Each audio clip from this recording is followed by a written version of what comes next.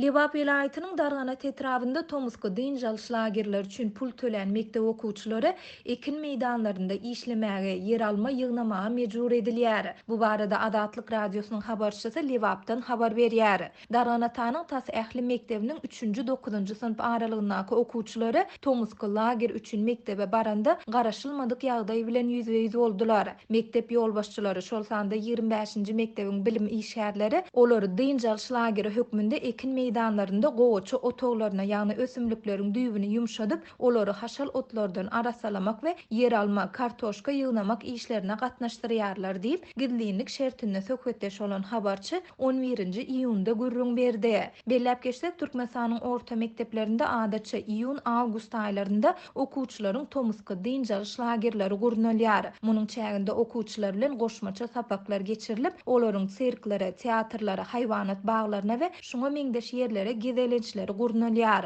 Adatlyň habarçysy bilen söhbetdeş olan Darganataly enatalaryň we okuwçylaryň sözüne görä, bu Tomuska dynjal şlagerler üçin olaryň her biri mektep ýolbaşçylaryna 300 manat tawşyrypdyr. Ýöne bu pul serişdesi mektebi awatlamak işlerine sarp edilipdir. Biz bu pulu çağlarymyzyň 20 günläp mektepde wagtlaryny peýdaly geçirmege, dynç almaklary we günde 2 gedek naharlanmaklary üçin berdik. Ýöne mektep ýolbaşçylary we muallimler bu pulu guruluşy karytlaryny satyn almaga sarp edendiklerini aýtdylar diýip enatalaryň biri anonimlik şertinde habarçymyza gürrüň berdi. Mektep ýolbaşçylary indi ençeme günläri mejburi owa hojalyk işleriniň çäginde işledilýän okuwçylary öýlänlik nahary we suw bilen üpçün etmeýärler. Okuwçylary ýerden saat 8:30-da ýygnaýarlar we öýlen saat 15:00-da goýberýärler. Çağlar enatalaryna aç ýagdaýda işledilýändiginden şikayet edýärler. Olar öýlerinden 1 litr suw we täbir azyk önümlerini alyp gidýärler. Ýöne howanyň temperaturasy 40 gradusdan geçýän şu günlerde bu suwlar gyzyp içeri ýaly bolmaýar. Rehmi gelen käreneçiler öýlerinden arasy suw getirip çağlara berýärler diýip habarçy belledi.